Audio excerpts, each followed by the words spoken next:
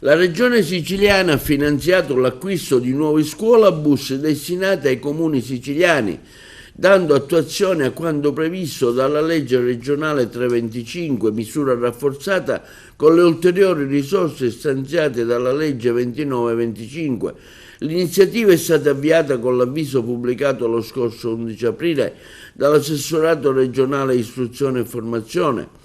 Prevedeva uno stanziamento di 2 milioni di euro. Alla scadenza numerosi comuni siciliani, tra cui diversi della provincia di Agrigento, avevano presentato domanda per ottenerne contributi.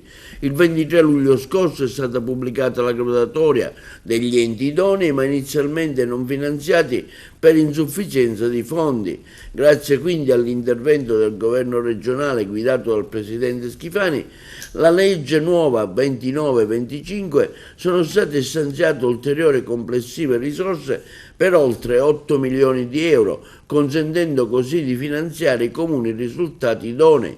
Tra questi anche i comuni della provincia di Agrigento che riceveranno il contributo, tra cui Racalmuto, San Biagio Platani, Cammarata, Casteltermini, Sambuca di Sicilia, Santa Margherita di Belice, Lampedusa, Linosa e Ribera. Si tratta di un risultato di grande rilievo per il territorio che consentirà così di garantire un servizio essenziale per gli studenti, soprattutto nelle aree interne dei piccoli centri. Soddisfazione è stata espressa dall'onorevole Gallo, deputato di Forza Italia, vice coordinatore regionale del partito, che ha dichiarato: esprimo sincero apprezzamento per l'impegno del governo Schifani, che ha dimostrato attenzione concreta alle esigenze dei nostri comuni. L'acquisto di nuovi scuolabus, afferma Gallo, rappresenta un passo fondamentale per garantire agli studenti siciliani e in particolare quelli delle aree più periferiche un servizio di trasporto sicuro e efficiente.